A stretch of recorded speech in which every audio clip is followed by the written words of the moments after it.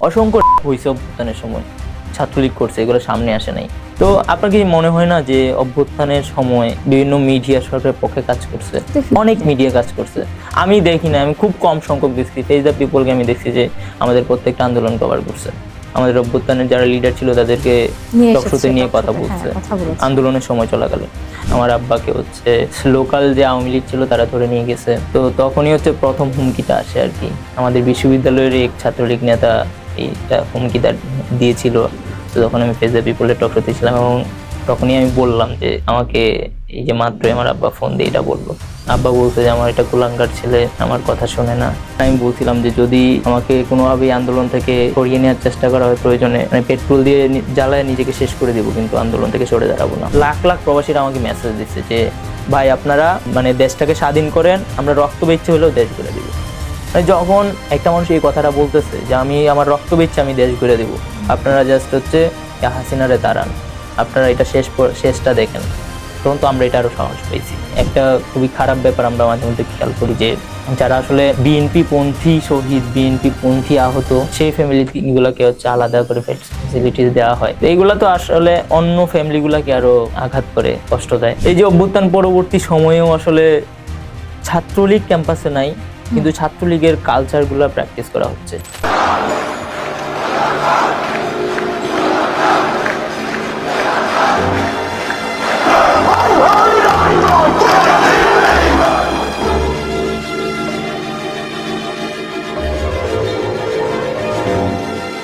লাখো শহীদের রক্তে কেনা দেশটা কারো বাপের না। হাজারো বজ্রকণ্ঠে ধ্বনিত সেই দেশ বদলের যাত্রায় সাহসী যোদ্ধাদের পাশে ছিল গণতন্ত্রকে ধারণ করা ফেস দ্য পিপল। জুলাইয়ের সহস্র শহীদ, আহত বীর ও সকল যোদ্ধাকে বিনম্র শ্রদ্ধা।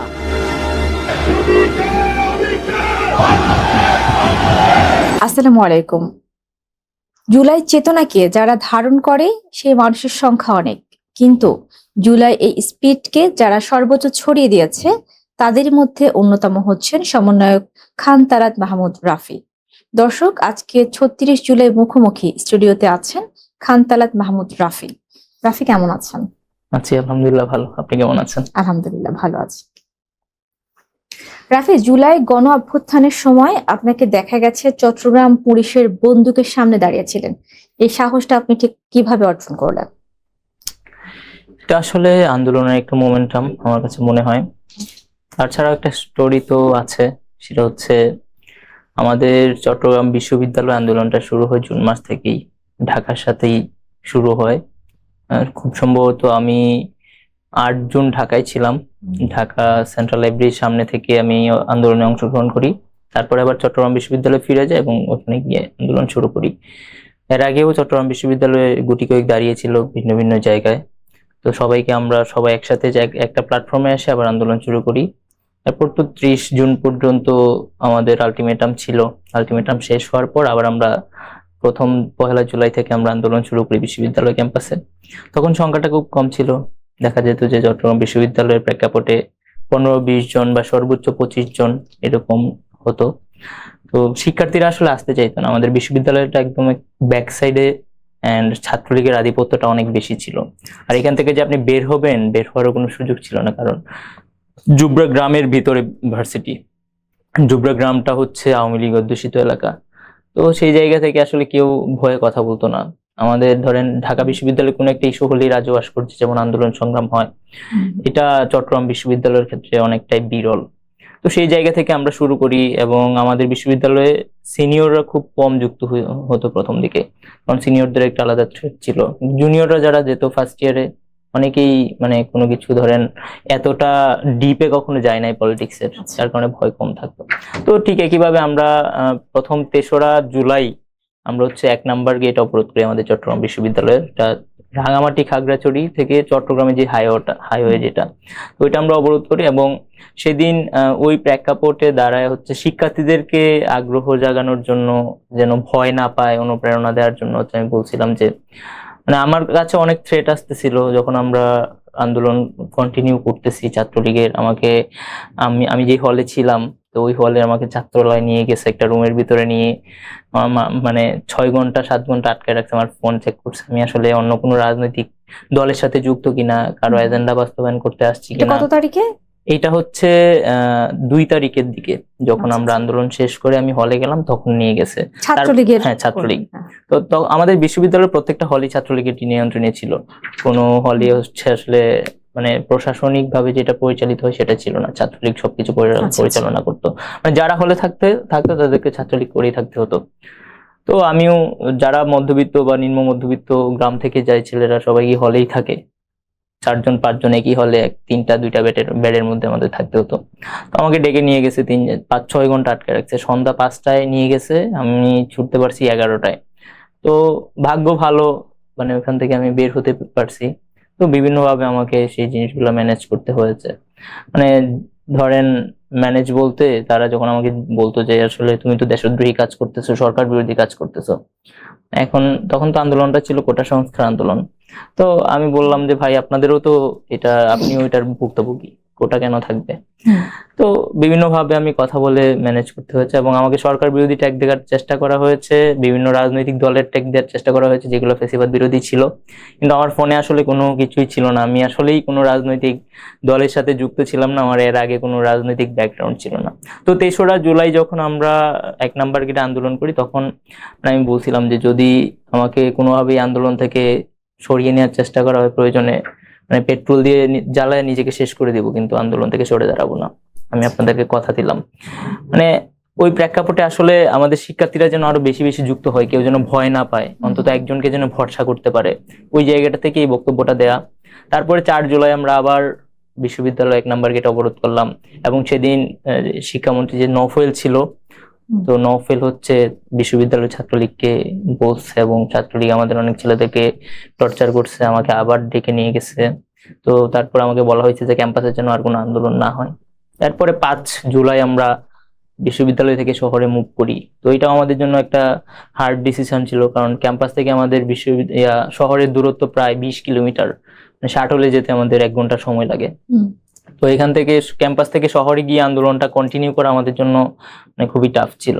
তাও আমরা সিদ্ধান্ত নিয়েছি, এবং আমাদের আরেকটা প্ল্যান ছিল যে যদি আমরা বিশ্ববিদ্যালয় আন্দোলনটা কন্টিনিউ করি, তাহলে আমরা আসলে চট্টগ্রাম শহরকে আমরা কানেক্ট করতে পারবো না, চট্টগ্রাম শহরের যতগুলো প্রতিষ্ঠান আছে সেগুলোকে আমরা কানেক্ট করতে পারবো না, শুধুমাত্র বিশ্ববিদ্যালয় আন্দোলনটা মানে সীমাবদ্ধ থাকবে।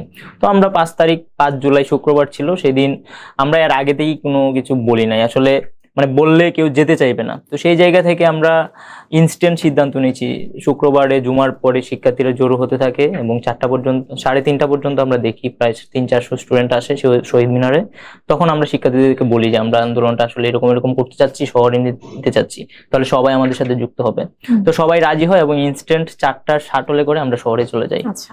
তো তারপর তো 11 জুলাই দেখেছেন আপনারা, এর মাঝখানে আরো অনেক কর্মসূচি হয়েছে, ঢাকার সাথে সমন্বয় করে আমরা প্রত্যেকটা কর্মসূচি বাস্তবায়ন করেছি। তো 11 জুলাই আমরা চট্টগ্রামের বটতলী স্টেশন থেকে শুরু করি। তো সেদিন পুলিশ আমাদেরকে বলতেছিল যে কোনোভাবেই আপনারা হচ্ছে রাজপথে রাস্তায় নামবেন না, আজকে আপনারা এখানে আসছেন, স্টেশনে দাঁড়ায় থেকে বক্তব্য দিয়ে চলে যান। তো আমাদের বক্তব্য ছিল যে আজকে যেভাবেই হোক আমরা রাস্তায় নামবো। তো সেদিন ফোর্সের সংখ্যাটা অনেক বেশি ছিল, এবং এর আগের দিন 10 জুলাই আমাদের বাংলা ব্লকেট কর্মসূচি ছিল সারাদিন, যার কারণে আমাদের শিক্ষার্থী সংখ্যাটা সেদিন কম ছিল, মানে 200-250 হবে। তো আমরা এক পর্যায়ে সিদ্ধান্ত নিলাম যে আমরা রাস্তায় নামবো, যদি আমাদেরকে গুলিও চালায় আমরা রাস্তায় আজকে নামবো। তো এর মধ্যে শুনলাম কুমিল্লায় গুলি চালানো হয়েছে 11 জুলাই প্রথমেই কুমিল্লায় গুলি চলে। তো আমরা সেটা শোনার পরে আমাদের শিক্ষার্থীরা আরো ক্ষুব্ধ হয়, এবং আমরা রাস্তায় নামে পুলিশের ব্যারিকেড ভেঙে নামার পরে আমরা টাইগার পাস মোড় পর্যন্ত যাই, 1 কিলোমিটার হবে বটতলী স্টেশন থেকে। যাওয়ার পরে সেখানে পুলিশের ব্যারিকেড দিয়েছে, এবং সেখানে পুলিশের সংখ্যাই মনে হয় 500 ছিল বা এরও অধিক ছিল, মানে শিক্ষার্থীদের সংখ্যার থেকে পুলিশের সংখ্যাটা বেশি ছিল। তো আমাদেরকে আটকায় ফেলছে, এবং আমার ওইখানকার যে অফিসার ছিল তার সাথে তর্কাতর্কি হচ্ছিল, মানে উনি বলতেছিল যে আমরা তো আপনাদের মেসেজ গুলা দিচ্ছি। আমি বললাম যে আপনি যদি আমাদের পক্ষে থাকেন, উনি বলতেছে যে আমিও আপনাদের পক্ষে। রাফি, আন্দোলনের সময়টাতে এমনও দেখা গেছে যে ছাত্রলীগের ছেলেরা পুলিশের ড্রেস পরে ছিল আন্দোলনে? অনেকেই ছিল আসলে, যারা বিভিন্ন হামলা ইস্যুতে দেখা চালিয়েছে, গেছে যে পুলিশের- যারা, তারা মানে পুলিশ প্লাস আওয়ামী লীগ হুম, দুইটা একই ছিল। হ্যাঁ, দুইজনই হচ্ছে হামলা চালিয়েছে। কেউ হচ্ছে কোন পুলিশ হচ্ছে সিভিল- সিভিলে, আবার কোনো ছাত্রলীগ হচ্ছে ছাত্রলীগ পুলিশের রূপে। তো এটা হ্যাঁ। হয়েছে। তো আমি ওনাকে জিজ্ঞেস করলাম যে আপনি যদি আমাদের পক্ষে হন তাহলে আমাদেরকে আন্দোলনটা করতে দেন, আমাদেরকে ছেড়ে দেন, আর নয়তো আপনি তো আমাদের পক্ষে না। তো আমরা তর্কাতর্কি করতেছি এবং এক পর্যায়ে পিছন থেকে সবাই ফোর্স করে আমরা ব্যারিকেড ভেঙে দিচ্ছি, ভেঙে দিয়ে এবং ব্যারিকেড ভাঙার সাথে সাথে হচ্ছে আমরা সবাই সবসময় একটা জিনিস মেনটেন করতাম, আমাদের সামনের সারিতে মেয়েদেরকে রাখতাম, যে মেয়েরা তো মায়ের জাতি, মানে কেউ টাচ করবে না বা মারবে না। হুম। ছেলেদেরকে তো টাচ করবে, মারতে পারবে, লাঠি চার্জ করতে পারবে, তো একটা মেয়ে যখন সামনে থাকবে তাহলে হয়তো বা মারবে না। তো সেই জায়গা থেকে আমরা মেয়েদেরকে সামনে রাখতাম। তো সেদিন আমাদের যেই মেয়েরা সামনে ছিল, আমাদের বোনেরা, তাদেরকেও পুলিশে বেধড়ক মেরেছে আর কি। আমরা দেখেছি এটা, হ্যাঁ। তো মানে যতজন মেয়ে ছিল সবাইকেই মারছে আসলে, একদম মানে বর্তা করে ফেলছে, একদম চতুর্দিক দিয়ে ধরে, নারী পুলিশ না পুরুষ পুলিশে মারছে। তো মানে জিনিসটা আমাদেরকে খুব মানে খারাপ লেগেছে আর কি। আমরা 30-40 জন আমরা হচ্ছে দৌড়াইতে দৌড়াইতে সামনের দিকে চলে যাই, তখন আমরা টাইগার পাস থেকে 2 নম্বরের দিকে মুভ করি। তো 200 থেকে সংখ্যাটা 30-40-এ চলে আসছে, আর অনেকে আহত হয়ে গেছে। আমাদের যে রিক্সাটা ছিল সেই রিক্সাটা ভেঙে ফেলছে, মাইক ভেঙে ফেলছে। তো আমরা দৌড়াইতে দৌড়াইতে মিছিল করতে করতে আমরা সামনের দিকে যাচ্ছি এবং আমি লাইভ করতেছিলাম এবং সাংবাদিকরাও ছিল আমাদের সামনে। তো 2 নাম্বার গেট পর্যন্ত যখন গেলাম তখন দেখলাম যে আমাদের পিছন থেকেও পুলিশে ধাওয়া করতেছে, আবার সামনে থেকেও পুলিশে ধাওয়া করতেছে। মানে আবার আমরা আওয়ামী লীগও মাঝখানে, আছে সাথে। হ্যাঁ তা তো আছেই, আবার আমরা কোন দিকে যাবো আমরা? মাঝখানে পড়ে গেছি। তো সামনে হচ্ছে আমাদের পুলিশ, পিছনেও পুলিশ, বাম দিকে আমাদের একটা রাস্তা আছে, মানে 2 নাম্বার গেট এটা আর কি। তো যখন দুই দিক থেকে অ্যাটাক করছে তখন আমাদের শিক্ষার্থীরা ছত্রভঙ্গ হয়ে গেছে যারাই ছিল। তো সবাই দৌড়াচ্ছে, মানে আমিও স্বাভাবিকভাবে দৌড়াচ্ছি এবং মানে এটা 11ই জুলাই। তো আমি হচ্ছে সবাইকে ডাকতেছিলাম পিছন থেকে যে ভাই যায়েন না, দাঁড়ান, দেখি কি করে, মারবি তো মারুক। তো তখন তো আসলে এটা স্বাভাবিক ব্যাপার, আমাদের সংখ্যাটা কম ছিল, পুলিশের সাথে পিস্তল ছিল, তারপর মানে লাঠি ছিল, আবার ছাত্রলীগও তাদের সাথে ছিল, আমাদের সংখ্যা কম। তো সবাই দৌড়াচ্ছে, দেখলাম যে পিছনে আর কেউ নেই, মানে আমি আস্তে আস্তে দৌড়াচ্ছি এবং পিছনের মানুষটা আমি। তখন আমার মানে ফিল হইতেছিল যে আমরা যদি আজকে চট্টগ্রামের রাজপথ থেকে চলে যাই তাহলে হয়তো বা চট্টগ্রামের রাজপথে আমরা নামতে পারবো না, কারণ মানুষের সেই ইয়াটা ভেঙে যাবে, যে একটা মানে ভরসা ছিল সেটা ভেঙে যাবে, সাহসটা হারায় যাবে, তারপরে রাস্তায় নামবে না কেউ। তো চট্টগ্রামের প্রেক্ষাপটটা অনেকটাই ভিন্ন ছিল।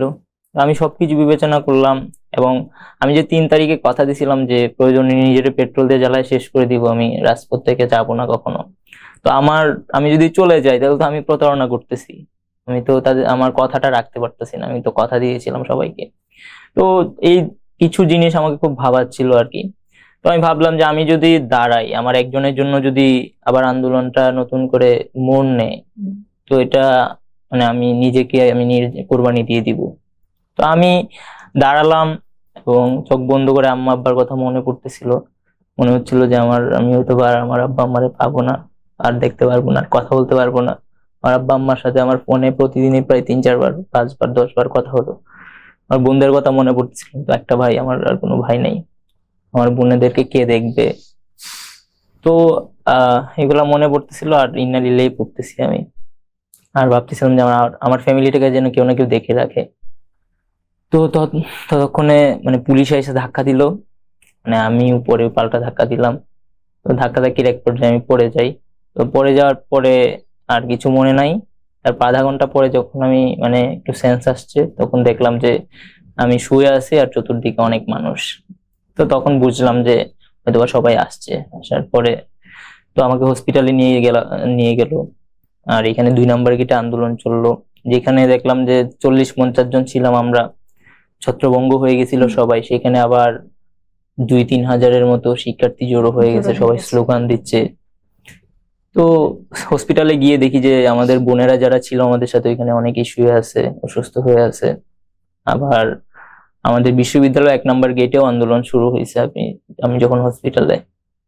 তো আমরা ক্যাম্পাসে ব্যাক করলাম সেদিন, ব্যাক করে দেখলাম তখন কিন্তু ছাত্রলীগের আধিপত্যই ছিল ক্যাম্পাসে। তো আমাদের জন্য প্রায় হাজার হাজার শিক্ষার্থী অপেক্ষা করতেছে, আমরা যারা শহরে আন্দোলন করতে আসছিলাম।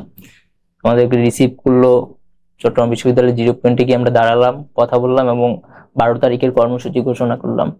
তো 12 তারিখে আমরা মার্চ মানে পুরো চট্টগ্রামে মার্চ দিছিলাম আর কি, আমরা হচ্ছে পুরো চট্টগ্রামে মিছিল করব।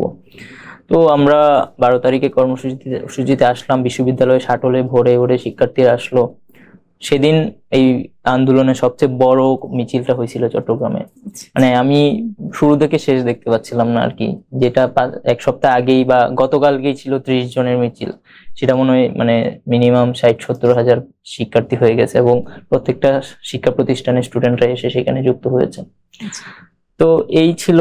তারপরে তো আর আসলে মানে 11 তারিখের পরে মানুষের যে বুলেটের একটা ভয় ছিল, পুলিশের গুলির একটা ভয় ছিল, সেই ভয়টা আসলে মানুষের ভেঙে গেছে, যে মানে বুলেটের সামনে দাঁড়ানো যায়, গুলির সামনে কথা বলা যায়। তো এরপরে তো বাংলাদেশের বিভিন্ন জায়গায় বিভিন্ন জন দাঁড়িয়েছে। আমরা 16ই জুলাই দেখলাম আমাদের সহযোদ্ধা আবু সাইদ ভাই রংপুরে দাঁড়ালো এবং তাকে পুলিশে গুলি করে শহীদ করলো। এরকম প্রত্যেকটা জায়গায় মানুষ দাঁড়িয়েছে। পুলিশের যে একটা ভয় ছিল, বুলেটের যে একটা ভয় ছিল, সেই ভয়টা মানুষের ভেঙে গেছে। আর তারপর তো আমাদের আন্দোলনের পিছনে ফিরে তাকাতে হয় নাই।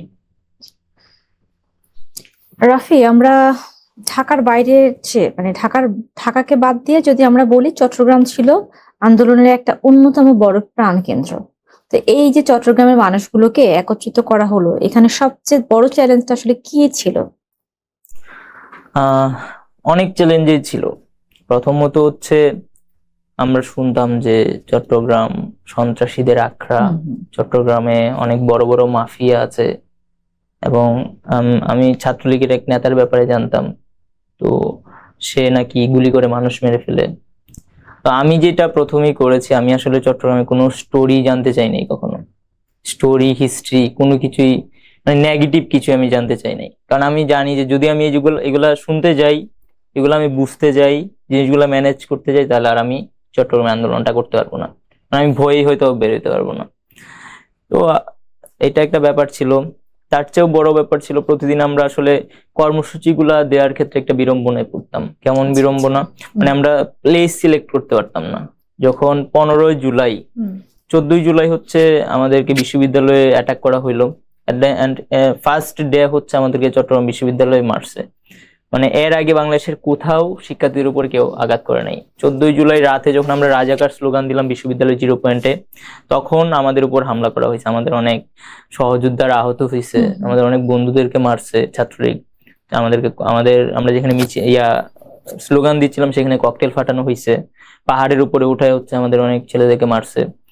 এন্ড এরপর মানে ওই দিন রাত থেকেই সহিংসতাটা শুরু হয়েছে এই আন্দোলনে। তো 15ই জুলাই হচ্ছে যখন আমি শহরে যাই, মানে আমি তো ক্যাম্পাস থেকে শহরে গিয়ে আন্দোলন করতাম, শাটলে উঠলাম। তো শাটলে ওঠার সাথে সাথে ছাত্রলীগ গিয়ে আমাকে ধরলো, আমাকে ধরে আমাকে প্রক্টর অফিসে নিয়ে গেল, মানে মারতে মারতে শাটল থেকে নামালো, শাটল বন্ধ করে দিল, তারপর প্রক্টর অফিসে নিয়ে গেল, আমার ছাত্রত্ব বাতিল করতে হবে।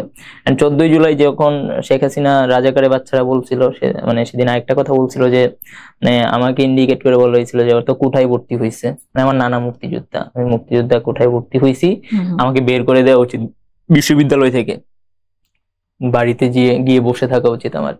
তো এই বক্তব্যের পর জের ধরে হচ্ছে তারা আমার বহিষ্কার চাইছে, যে আমাকে বিশ্ববিদ্যালয় থেকে বের করে দিতে হবে, এই বিশ্ববিদ্যালয়ে পড়া যাবে না, আমি রাজাকারের বাচ্চা। তো আমাকে ধরে নিছে। এন্ড শাটলে যারা শিক্ষার্থীরা ছিল তারা হচ্ছে মানে কেউ চাইলেও প্রতিবাদটা করতে পারে নাই, তখন যেই কথা বলতো তাকেই মারতো। আমি সেদিন হয়তো ফিরে আসছি শুধুমাত্র বিশ্ববিদ্যালয় সাংবাদিক সমিতির সাংবাদিকদের জন্য, মানে শুধুমাত্র সামনে সাংবাদিকরা ছিল আর ছাত্রলীগ আমাকে ধরে নিয়ে যাচ্ছে মারতে মারতে, প্রক্টর অফিসে নিল। তো প্রক্টর অফিসে কিছুক্ষণ পরে আমাদের মেয়েরা প্রায় 20-25 জনের একটা মিছিল প্রক্টর অফিসের সামনে গেল এবং মেয়েদেরকে অশ্লীল অশ্রাব্য ভাষায় প্রক্টরের সামনেই গালিগালাজ করা হইলো, মানে তাদেরকে হলে হলে গিয়ে রেপ করা হবে, হলে থাকতে পারবে না। তো তারপরে আমাদের যারা ভাইরা ছিল, মানে আমাদের কিছু ভাই মানে শহীদ মিনার ক্রস করলো এবং শহীদ মিনারেই তাদেরকে রক্তাক্ত করা হলো পিটায়, মানে শহীদ মিনারে মানে একদম এমন মাইর মারছে, অনেকেই হচ্ছে পরে হসপিটালাইজ হয়েছে। তো তারপর এক পর্যায়ে আমাকে বিশ্ববিদ্যালয়ের প্রক্টর প্রশাসনের মাধ্যমে আমাকে বিশ্ববিদ্যালয় থেকে শহরে বের করে দিছে, তারা নিজেদের দায় সারছে। তো আমি শহরে আসলাম এবং সেদিন প্রথম চট্টগ্রামে ছাত্রলীগকে আমাদের ছেলেরা পিটাইছে।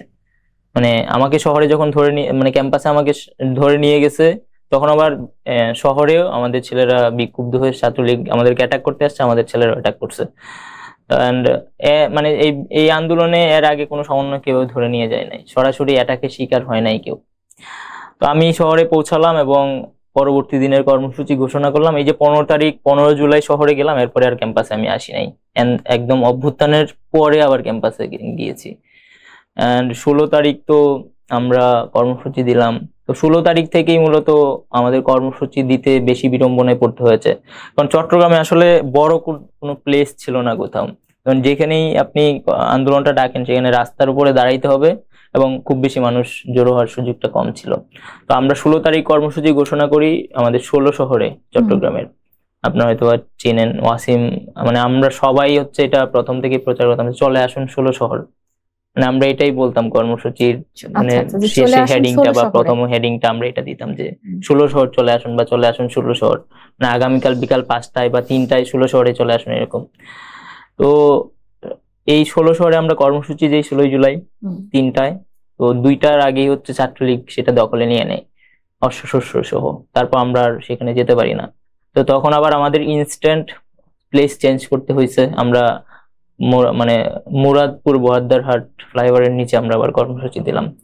তো তখন হচ্ছে যারা আইআইইউসি থেকে আসতেছিল তারা তো জানে যে 16 শহরে, তো তারা 16 শহরের উদ্দেশ্যে রওনা দিছে এবং 2 নম্বর গেটে আসতেই 16 শহরের দিকে আসার পরেই ছাত্রলীগ তাদের বাসে অ্যাটাক করছে, 4টা বাসে অ্যাটাক করছে, অনেকে আহত হয়েছে। তো এরকম প্রত্যেকটা কর্মসূচির আগে দেখা যেত যে আমাদের একটা গ্রুপ ছিল, আমরা যেখানে আলোচনা করতাম কর্মসূচিগুলো নিয়ে, কোথায় স্পট দিব, কয়টার সময় দিব, কিভাবে যাব। তো সেইখানে হচ্ছে দেখা যেত রাতে আমরা মিটিংটা শুরু করলে 3-4 ঘন্টা 5 ঘন্টা চলে যেত প্লেস ঠিক করতে। কারণ এক একজন এক একটা প্লেসের কথা বলতো এবং সেটার এগেইনস্টে এক একজন এক একটা হচ্ছে অসুবিধা বলতো। মানে প্রত্যেকটা প্লেসেই কোনো না কোনো অসুবিধা আছে, রিস্ক মুক্ত কোনো প্লেস ছিল না। তো তারপর আমরা আমাদের মতো করে একটা সিদ্ধান্ত নিতে হইতো। মানে আমরা জানতাম যে সেখানে রিস্ক হবে, সেখানে আমরা বিপদে পড়বো, কিন্তু আমরা কিছু করার নাই। আমরা যদি আন্দোলনটা চালাইতে হয় তাহলে এই রিস্কটা নিতে হবে।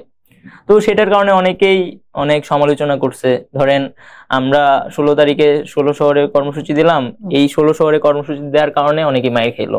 ওরা কিন্তু গিয়ে আবার লিখালিখি করছে যে আমাদেরকে দোষারোপ করছে যে এখানে কেন দেওয়া হইলো, এখানে না দিলে তো আমরা মাইরটা খাইতাম না। কিন্তু আমরা যদি অন্য কোথাও যেতাম তাহলে অন্য কোনো না কোনো একটা গ্রুপ সেখানে রিস্কের শিকার হয়ে যেত। হ্যাঁ, তো এই যে জিনিসগুলো নিয়ে আমাদের সবচেয়ে বেশি অসুবিধায় পড়তে হতো এবং এটা লাস্ট ডে পর্যন্ত। তো আমরা 16 তারিখ তো আমাদের মানে ওয়াসিম মারা গেল, এবং ওয়াসিম যখন মারা গেল তখন আমি তার পাশে ছিলাম। মানে আমি ফ্লাইওভারের নিচে ছিলাম, সে হচ্ছে অপোজিটে ছিল।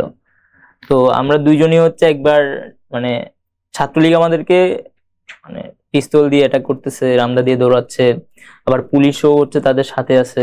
আমরা কি করতাম, সুরকি দিয়ে ডিল দিতাম। তো আমাদেরকে যখন ছাত্রলীগ মানে দৌড়ানো দিত, আমরা তখন একটু পিছিয়ে আসতাম, তখন আমরা আবার দৌড়ানো দিতাম, ডিল টিল নিয়ে আমরা মানে দৌড়ানো দিতাম। তো আমি হচ্ছে আমার মানে পাশে রাসেল ভাই ছিল, রাসেল ভাই হচ্ছে তার পায়ে রাবার বুলেট লাগে। আমরা দুইজনে হচ্ছে একটু ক্লান্ত হয়ে গেছি, ফ্লাইওভারের নিচে গেলাম, যাওয়ার সাথে সাথেই হচ্ছে ওয়াসিম গুলিটা খেলো, মানে গুলি খেয়ে সাথে সাথে পড়ে গেছে আর কি। তো চোখের সামনে হচ্ছে একটা মানুষ মারা গেল এই প্রথম চিটাগাংয়ে। আমরা অনেকটা ভয় পেয়ে গেছি, যে এর আগের তো কোনো এক্সপিরিয়েন্স আমাদের ছিল না। আমি তো টোটালি পলিটিক্যাল জায়গা থেকে আন্দোলনটা শুরু করছি, মানে আন্দোলনের প্রত্যেকটা সিদ্ধান্তই হচ্ছে আমি মোমেন্টাম অনুযায়ী নিয়েছি আর কি। কারণ আমি জানতাম না যে এই আন্দোলন মানে সরকার পতনের দিকে যাবে, কারণ অ্যাপলিটিক্যাল কোনো ছেলেই জানতো না, আমি নিজেও জানতাম না, এটা ট্রু। আমার এখানে আলাপ দেওয়ার কোনো দরকার নাই যে আমি আগে থেকেই জানতাম, আমি হাসিনা পতনের আন্দোলনে নেমেছি। আমার ক্ষেত্রে যেটা হয়েছে, আমি মানে যখন যেই মোমেন্টামটা আসছে, যেমন 16 জুলাই আমার এক সহযোদ্ধা মারা গেছে ওয়াসিম, তখন তো আমি ডিসাইড করে ফেলছি যে যেই সরকার আসলে মানুষ মারতে পারে, মানুষের কেনায় মানে টাকায় কেনা বুলেট মানুষের বুকে এবার মারতে পারে, তো সেই সরকার আসলে চেয়ারে থাকতে পারে না। আমার ডিসিশনটা কিন্তু 16 জুলাই হয়েছে, যখন আমার একজন মারা গেছে। এই পর্যন্ত কিন্তু আমরা কোটা আন্দোলনেই ছিলাম। তো প্রত্যেকটা মোমেন্টাম অনুযায়ী আমি ডিসিশন গুলা নিয়েছি। আর হয়তোবা অনেকেই জানতো যে আমরা এটার মাধ্যমে সরকার পতনের আন্দোলনের দিকে যাব, কিন্তু অ্যাপলিটিক্যাল যারা ছিল আমার মতো একটা বড় অংশ, তারা হচ্ছে আন্দোলনের মোমেন্টাম অনুযায়ী তারা তাদের স্ট্যান্ড নিয়েছে, যেটা সঠিক মনে হচ্ছে আমি সেটাই স্ট্যান্ডটা নিয়েছি। তো সেই জায়গা থেকে হচ্ছে মানে আমাদের অবস্থান অনুযায়ী আমাদের সিদ্ধান্তগুলো নিতে হয়েছে।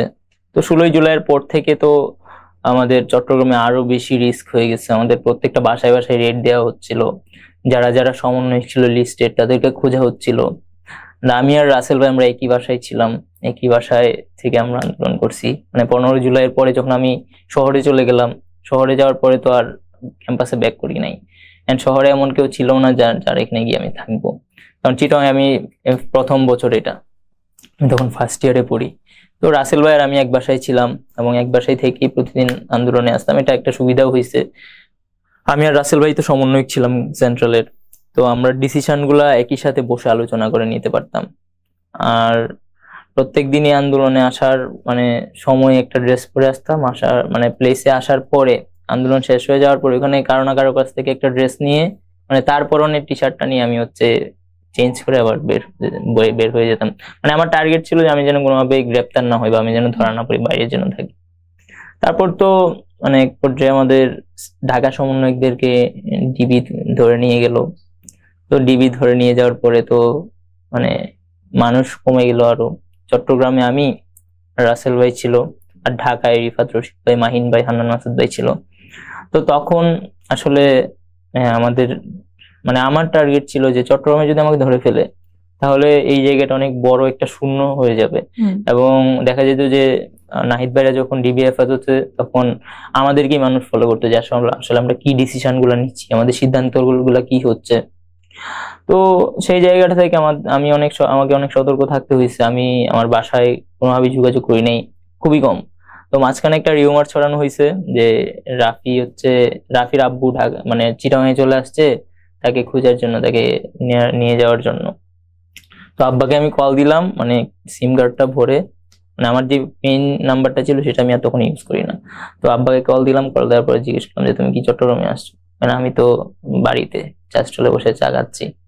তো এরকম অনেক রিউমার ছড়ানো হয়েছে। মাঝখানে যখন আমাকে মানে আর 15 তারিখের পরে আমার আব্বাকে হচ্ছে লোকাল যে আওয়ামী লীগ ছিল তারা ধরে নিয়ে গেছে, ধরে মানে মুক্তিযোদ্ধার অফিসে নিয়ে গেছে, উপজেলা অফিসে নিয়ে গিয়ে অনেক অপমান অপদস্থ করছে। আমার আব্বাকে দিয়ে বক্তব্য দেওয়া হয়েছে যে আমি মানে আব্বা বলছে যে আমার এটা কুলাঙ্গার ছেলে, আমার কথা শোনে না।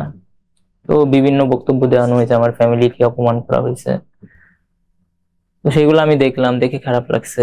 এবং মাঝখানে আরেকটা মানে প্রথমেই যেটাতে শুরু হয়েছিল, আমি তখন ফেস দ্য পিপলের একটা টক শোতে ছিলাম, এন্ড এর আগে আমি কোনো টেলিভিশনের টক শোতে মানে যাইনি বা ছিলাম না, এটা ফার্স্ট ছিল।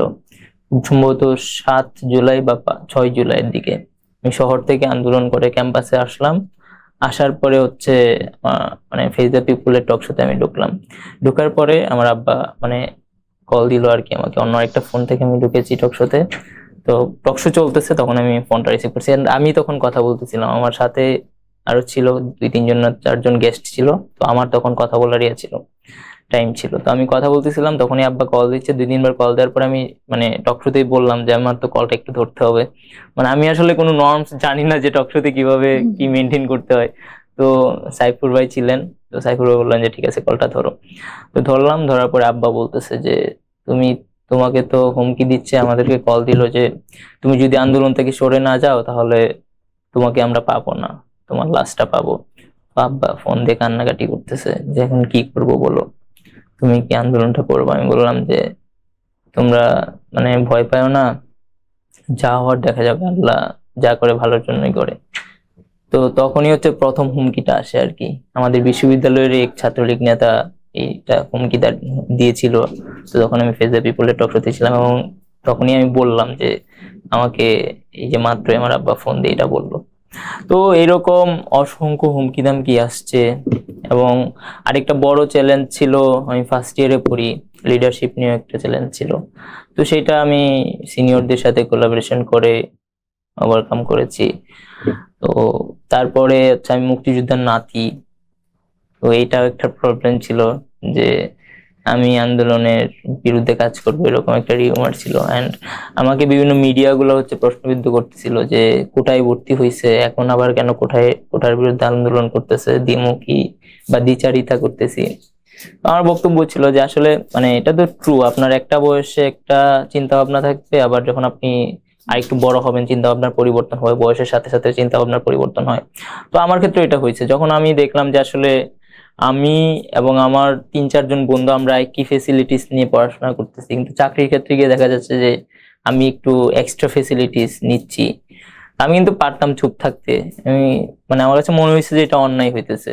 আমি যেখানে আমরা 4 জন একই খাবার খাচ্ছি, একই জায়গায় থাকতেছি, একইভাবে পড়াশোনা করতেছি, কিন্তু চাকরির ক্ষেত্রে গিয়ে আমি এক্সট্রা একটা বেনিফিটস নিবো, এটা আসলে উচিত না। তো যখন আমার এটা মনে হয়েছে, রিয়েলাইজেশনের চেঞ্জ আসছে, আমার এটা চিন্তাটা আসছে, তখন আমি এটার পক্ষে শুরু করি আন্দোলন। তো এরকম অনেক ডিফিকাল্টিস ছিল, তো এগুলো সবকিছুই ওভারকাম করে আসলে টিকে থাকতে হয়েছে শেষ পর্যন্ত। এবং শেষে আমি কিন্তু 5 তারিখে ঢাকায়ও আসছি। মার্চ টু ঢাকায় আমি 4 তারিখ রাতেই রওনা দিই এবং 5 তারিখ সকালে এসে আমি টিএসসি তে পৌঁছাই। তো 5 তারিখে ঢাকায় ছিলাম। তো তারপর তো আবার চিটাগাং এ ফিরলাম, আন্দোলন শেষ হলো। তো এটা মানে সবার কাছেই আনএক্সপেক্টেড ছিল, এবং মানে এটা আসলে মানুষই চাইছে। প্রত্যেকটা মানুষের ভিতরেই একটা যে জমানো ক্ষোভ ছিল, সেই ক্ষোভের বহিঃপ্রকাশই হচ্ছে এই 36 জুলাইয়ের 36টা দিন। শিক্ষার্থী থেকে শুরু করে প্রত্যেক শ্রমজীবী, পেশাজীবী, সকল শ্রেণী পেশার মানুষ এই আন্দোলনে অংশগ্রহণ করেছিল। এবং সবারই হচ্ছে এই ফেসিবাদ, এই খুনি হাসিনার এগেনস্ট একটা ক্ষোভ ছিল। কেউ তো কথা বলতে পারতো না, মানে নো ওয়ান। আমি 2022 সালে যখন ইন্টার সেকেন্ড ইয়ারে পড়ি, তখন আমি প্রথম অ্যাক্টিভিজম করি, রেল আন্দোলনটা শুরু করি। মানে মহিউদ্দিন রনি যেটা করছিল, মানে রেলওয়ে অব্যবস্থাপনার বিরুদ্ধে, তখন থেকে আমার অ্যাক্টিভিজমটা শুরু। এবং ক্যাম্পাসে ভর্তি হওয়ার পরে মানে আমি বিভিন্ন বিষয়ে অ্যাক্টিভিজম করেছি, খাদ্য নিয়ে, শাটলের সমস্যা নিয়ে। মানে আমার টার্গেট ছিল যে আস্তে আস্তে আস্তে আস্তে পরে হয়তো মানে আন্দোলন করব, তারপর বিভিন্ন বড় বড় ইস্যু নিয়ে কথা বলবো। মানে অ্যাকচুয়ালি এই হাসিনার বিরুদ্ধে আমাদের জেনারেশনের একটা খুব ছিল আলাদা। মানে আমরা তো মানে একটা ফেসবুকে স্ট্যাটাসও দিতে পারতাম না যে পোস্ট ডিলিট কর, নাই তো ঝামেলা হবে। তো এই জিনিসগুলা ছিল। তো এটা তো হইতে পারে না। আমি একটা দেশে, একটা মানে ডেমোক্রেটিক কান্ট্রিতে হচ্ছে বিভিন্ন মতের মানুষ থাকবে, বিভিন্ন জন থাকবে, বিভিন্ন জনের মতামত ভিন্ন হবে। একটা জিনিস একজনের পছন্দ নাই হইতে পারে, এটা যে আমি প্রকাশ করতে পারবো না, এটা তো উচিত না। তো আমাদের এটা মনে হইতো। তো সেই জায়গা থেকে আসলে মানে হাসিনার বিরুদ্ধে, আওয়ামী লীগের বিরুদ্ধে একটা ক্ষোভ ছিল। আর দুর্নীতি, সেই জিনিসগুলো তো আছেই প্রত্যেকটা প্রজেক্ট থেকে, প্রত্যেকটা জায়গা থেকেই। মানে চুন থেকে পান খসলে সেটা থেকে দুর্নীতি করতে হবে, এরকম একটা মানে টেন্ডেন্সি হয়ে গেছিল। তো এটার পরিবর্তন চাইছে মানুষ। এবং মানে এই আন্দোলনে আমার কাছে মনে হয় প্রত্যেকটা মানুষ নিজেদের সমস্যাগুলোকে নিজেরা কানেক্ট করতে পারছে, এবং সেই জন্যই হচ্ছে সে কারো ডাকে আসে নাই, সে একটা সুযোগ পাইছে, সে চলে আসছে। যে সাংবাদিক, সেও হয়তো অনেক কিছু বলতে চায়, কিন্তু সে তার জায়গা থেকে বলতে পারে না, কিন্তু সে যখন সুযোগটা পাইছে সেও তখন বলছে। তো এরকম প্রত্যেকটা শ্রেণী পেশার মানুষই হচ্ছে মুখিয়ে ছিল যে কখন তার বিরুদ্ধে কথা বলবে। তো যখন সুযোগ পাইছে সবাই আসছে, এন্ড সেই সুযোগটা তৈরি করে দেওয়ার জন্য হয়তোবা এই এই ছাত্র জনতা কাজ করেছে। আমরা সেটা যা সমন্বয়টা করেছি। এবং এই আন্দোলনটা হচ্ছে দেখেন মানে খুবই সুন্দরভাবে বিভিন্ন ভাবে মানে মোবিলাইজ হয়েছে, এটাকে কোনো ট্যাগিং করতে পারে নাই।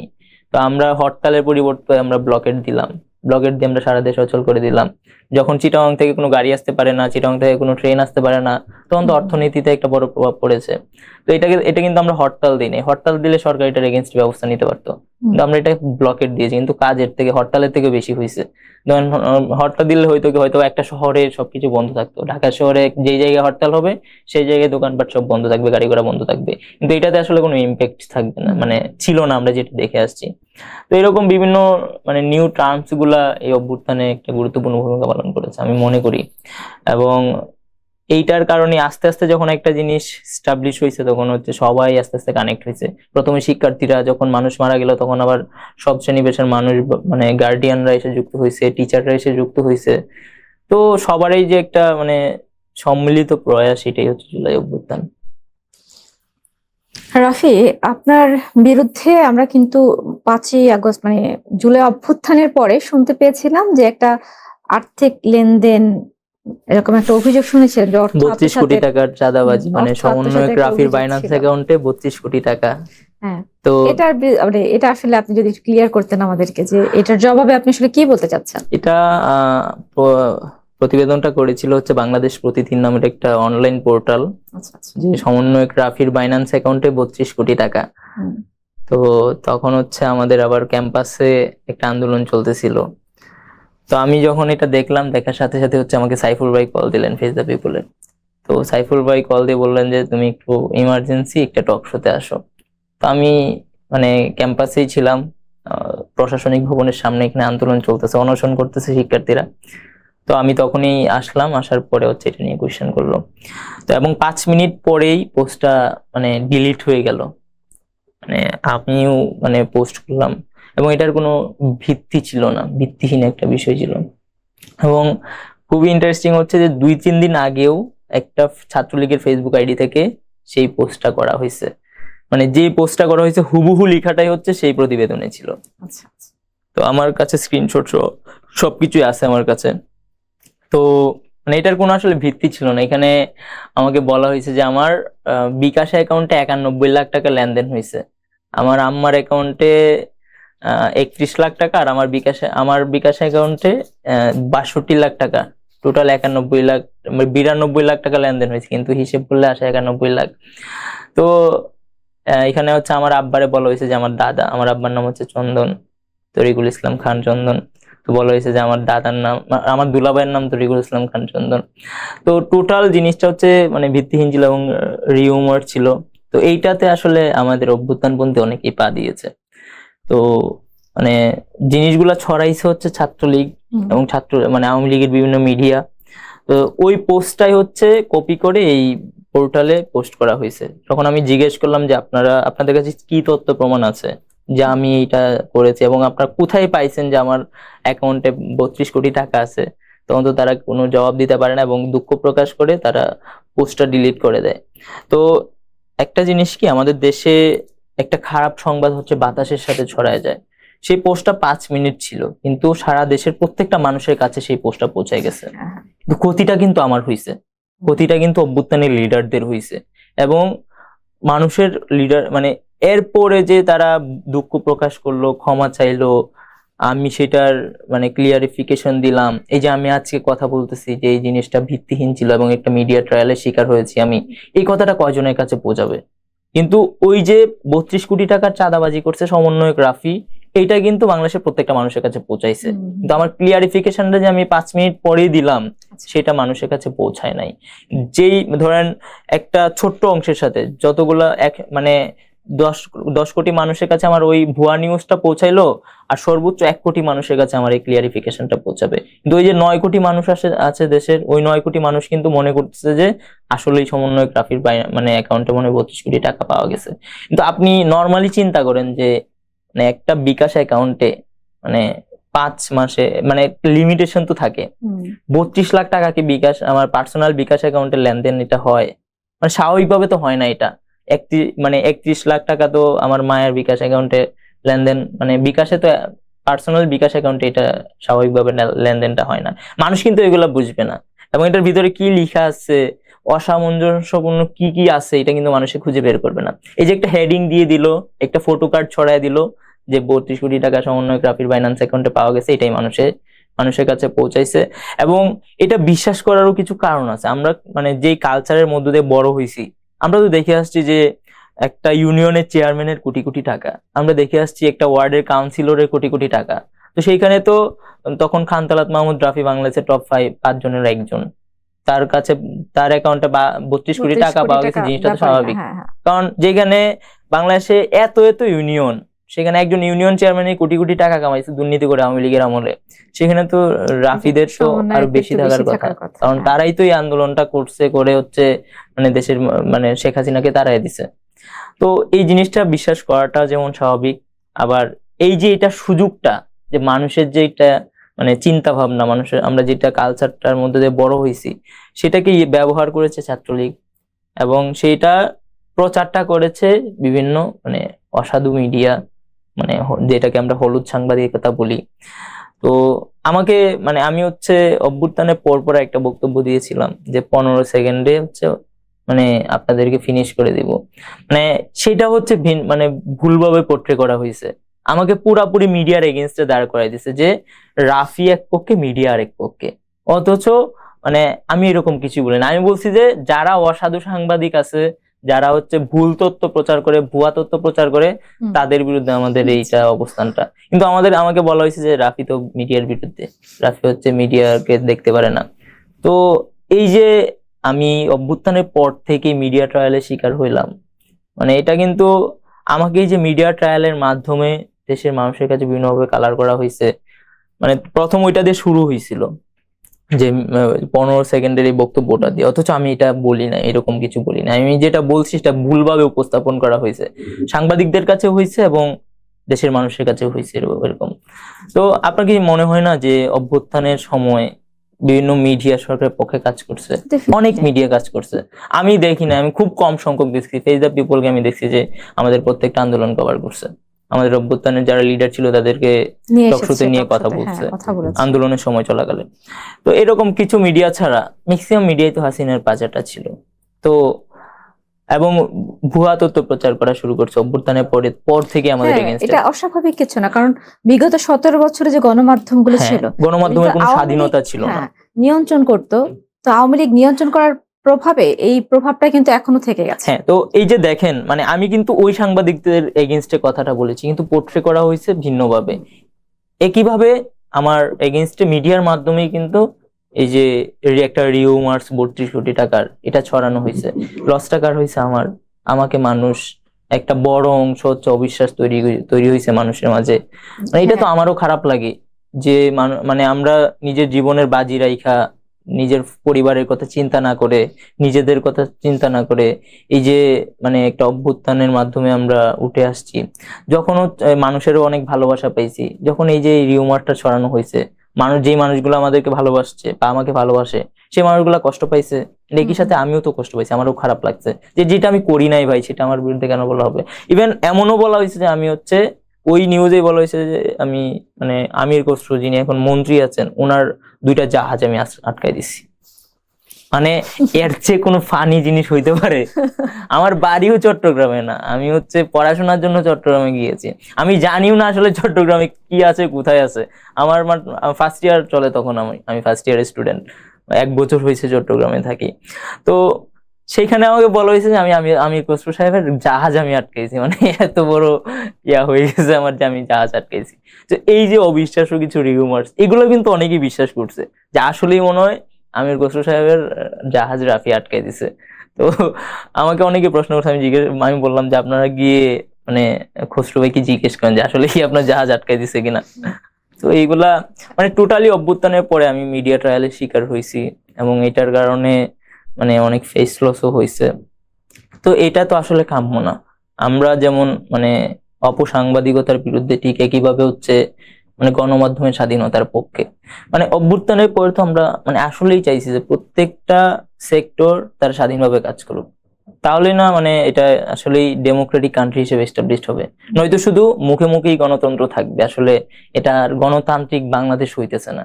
আপনার মানে আমি তো মনে করি যে অভ্যুত্থানের আগে যেরকম মিডিয়া মানে কারো না কারো কন্ট্রোলে ছিল এবং অভ্যুত্থানের পরে ওইরকম একটা প্রবণতা দেখা গেছে, ইলেকশনের পরেও সেরকম একটা প্রবণতা দেখা গেছে। তো এইটা উচিত না আসলে, মানে এটার মানে বিরুদ্ধে আমরা শক্তভাবে অবস্থান নিতে চাই আর কি, এবং নিয়েছিও এর আগে।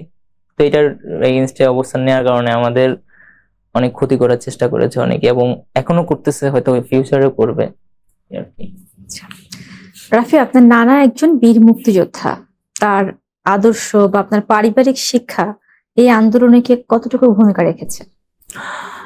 অবশ্যই এটার মানে অনেক বড় একটা ভূমিকা আছে। আমার আব্বা হচ্ছে মানে আমাকে যদি কেউ জিজ্ঞেস করে যে আপনার মানে আইডিয়াল ম্যান কে, আপনার আইডল কে, আমি ডেফিনেটলি বলবো আমার আব্বা। আমার আব্বা আমার ছোটবেলা থেকেই বলছে যে মানে খারাপ কাজ করা যাবে না, দুর্নীতি করা যাবে না, মানে খারাপ মানুষের সাথে মিশা যাবে না।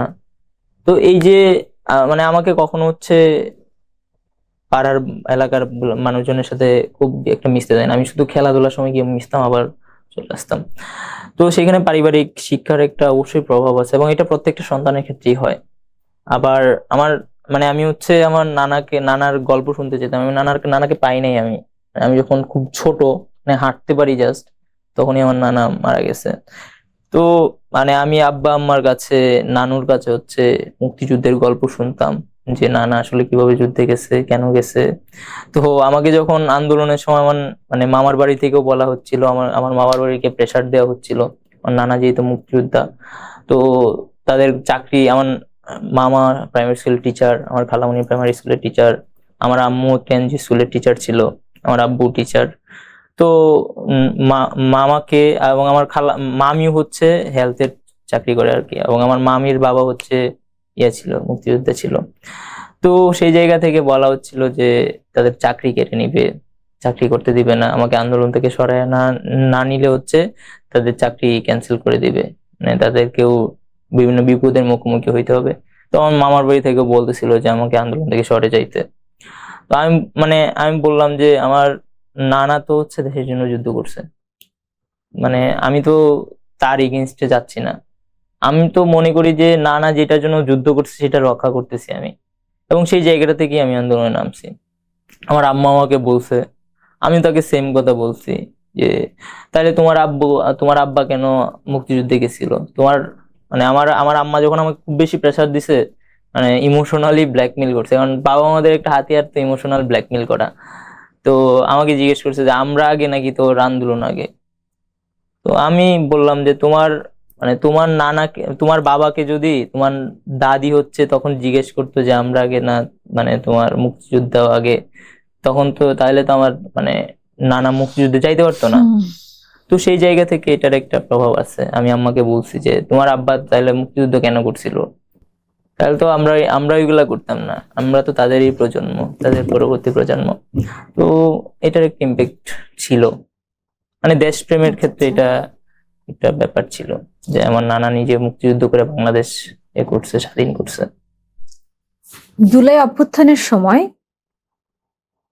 সামাজিক যোগাযোগ মাধ্যম যে কতটা গুরুত্বপূর্ণ ভূমিকা রেখেছে বলে আপনি মনে করছেন? সবচেয়ে বড় ভূমিকা রাখছে সোশ্যাল মিডিয়া, সামাজিক যোগাযোগ মাধ্যম। কারণ আমরা শিক্ষার্থীদেরকে কানেক্টই করেছি হচ্ছে সোশ্যাল মিডিয়ার মাধ্যমে, এবং আমাদের এই আন্দোলনটা পরিচালিত হয়েছে সোশ্যাল মিডিয়ার মাধ্যমে। একটা সময় গিয়ে কিন্তু মিডিয়া আমাদের কোনো সংবাদ প্রকাশ করে নাই। যতগুলা মিডিয়া ছিল, ম্যাক্সিমাম মিডিয়া হচ্ছে হাসিনার কন্ট্রোলে ছিল, এবং গুটি কয়েক মিডিয়া ছাড়া আমাদের সংবাদ প্রচার করে নাই কেউ। তখন আমাদের মানে মেসেজ গুলা মানুষের কাছে কিভাবে পৌঁছাইতো? ফেসবুকের মাধ্যমে। এবং আপনি দেখবেন যখন মাঝখানে ফেসবুকটা বন্ধ করে দিছিল, তখন কিন্তু আন্দোলন অনেকটা স্তীমিত হয়ে গেছে। মানে ফেসবুক বন্ধ, ইন্টারনেট নাই, মানে কমপ্লিট শাটডাউন যখন চলতেছিল, মানে ইন্টারনেট ব্ল্যাক আউট করে দিছিল যখন, তখন কিন্তু কারফিউ জারি করছে, এবং তখন আন্দোলনটা স্তীমিত হয়ে গেছে, এবং সবাই একটা ধারণা করছে যে আন্দোলন মনে হয় শেষ, আর আন্দোলন হবে না। কিন্তু যখন আবার ফেসবুকটা আসছে, ইন্টারনেট আসছে, আমাদের সামনে ভিডিও আসা শুরু হয়েছে লাশের, এই ব্ল্যাক আউটের সময় কিভাবে গুলি করে মানুষকে মারছে। আমার মনে আছে আমরা যখন ইন্টারনেট আসলো, আমি আর রাসেল ভাই মানে একই রুমে ঘুমাইতাম। তো রাসেল ভাই একপাশে শুয়ে আছে, আমি একপাশে শুয়ে শুয়ে ফেসবুক চালাচ্ছি, এবং ঢুকেই দেখলাম যে মানে কিছু লাশ, একটা হচ্ছে কাভার ভ্যান থেকে একটা লাশ ফেলতেছে নিচে, রিক্সায় করে একটা লাশ নিয়ে যাচ্ছে, পুলিশের গভর্নমেন্ট থেকে লাশটা পড়তেছে। তো আরেকটা দেখলাম যে একটা ছোট্ট মেয়ে, তাকে হচ্ছে হেলিকপ্টার থেকে গুলি করে মারা হয়েছে, মানে তার তো কোনো দোষ ছিল না। তো এই চিত্রগুলা দেখে মানে আমার কাছে মনে হয় না যে বাংলাদেশের কোনো মানুষ ঠিক থাকতে পারছে। মানে সে বিএনপি হোক, সে আওয়ামী লীগ হোক, সে জামাত হোক, যে কোনো রাজনৈতিক দলেরই হোক, মানে যার ভিতরে ন্যূনতম বিবেক বোধ আছে, সে নিজে মনে ঠিক থাকতে পারে নাই। মানে আপনি যাই করেন, আপনি মানুষ মারতে পারেন না। মানুষ মারার রাইট, আপনার দেশের জনগণকে মারার রাইট তো আপনার নাই। একটা মানুষ যত বড় অপরাধী হোক, আপনি তাকে গুলি করে মেরে ফেলতে পারেন না। তো সোশ্যাল মিডিয়ার এই যে এই জিনিসগুলা, যদি সোশ্যাল মিডিয়া না থাকতো, ফেসবুক না থাকতো, ইনস্টাগ্রাম না থাকতো, সামাজিক যোগাযোগ মাধ্যমটা যদি না থাকতো, তাহলে কিন্তু এই আন্দোলনটা এত ব্যাপক আকার ধারণ করতে সত্য না। পারতো না হয়তো বা, এবং মানে এটা 36 দিন চালানো সম্ভব ছিল না। এটা কিন্তু মানে এই যে ভিডিওগুলা মানুষের ভিতরে ক্ষোভটারে আরো বেশি মানে তীব্র করে দিছে। মানুষ তখন আর আসলে মরার ভয়টা পায় নাই। না ইভেন আমরা নিজেরাই তো বাসা থেকে যখন বের হয়েছি তখন ভাবছি যে আমরা হয়তো আর ফিরবো না, আজকেই বাসা থেকে লাস্ট ফেরা। আমি যখন আম্মার সাথে কথা বলছি তখন আমার কাছে মনে হচ্ছে এটাই মনে হয় আমার মায়ের সাথে লাস্ট কল। যেই ছেলেটা হচ্ছে মায়ের কাছ থেকে বিদায় নিয়ে বাসা থেকে বের হয়েছে যে আম্মা আন্দোলনে যাচ্ছি, ওই ছেলেটা জানতো যে আমি হয়তোবা এরপর আর বাসায় ফিরতে পারবো না, এটাই আমার লাস্ট বাসায় ফেরা, মানে বাসা থেকে বের হয়ে যাওয়া। তো এরকম প্রত্যেকটা ছেলের প্রত্যেকটা মেয়ের ক্ষেত্রে হয়েছে অভ্যুত্থানে যারা অংশগ্রহণ করছে। এবং বুলেটে তো কোনো নাম লেখা ছিল না যে এই বুলেটটা কার গায়ে গিয়ে বিঁধবে। তো মানে সবাই জানতো যে হয়তো আমি মরে যাব, আমি আজকে ফিরবো না, তাও হচ্ছে মানুষ আন্দোলনে আসছে। কারণ দেখতেছে যে ধরেন ব্র্যাক ইউনিভার্সিটি, প্রাইভেট ইউনিভার্সিটি গুলার কি দায় পড়ছে তারা আন্দোলনে আসার? তারা কি কোটার জন্য আন্দোলনে নামছে?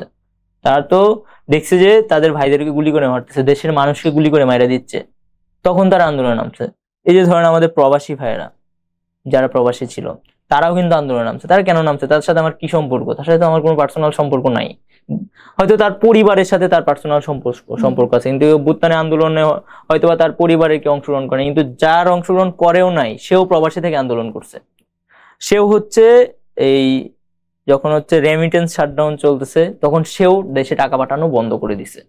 কেন দিছে? সে তো মানে দেশের মানুষের জন্য দিছে। এবং এই যে দেশে যেই অত্যাচার গুলা চলতেছে, দেশে তার ভাইদেরকে গুলি করে মাইরে ফেলতেছে, বোনদেরকে র্যাপ করতেছে, অসংখ্য হয়েছে অভ্যুত্থানের সময়, ছাত্রলীগ করছে, এগুলো সামনে আসে নাই, হয়তোবা মিডিয়া আনে নাই, সামহাও যে কোনো কিছু হইতে পারে। তো এই সোশ্যাল মিডিয়ার মাধ্যমে কিন্তু প্রবাসে যারা ছিল তারা দেখছে যে তার দেশের মানুষের উপর কি অত্যাচার চলতেছে।